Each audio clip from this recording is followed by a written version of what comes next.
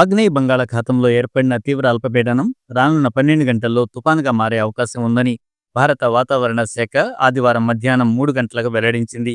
ఈ మేరకు orange alert జారీ చేసింది.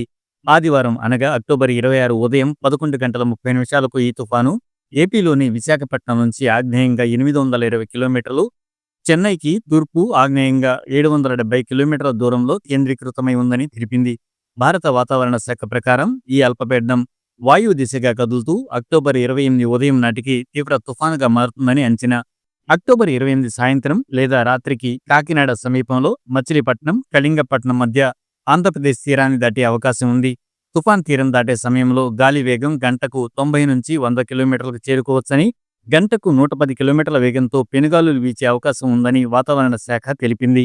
గాలుల యొక్క వేగం 90 నుంచి 100 కిలోమీటర్లు, గరిష్టంగా 110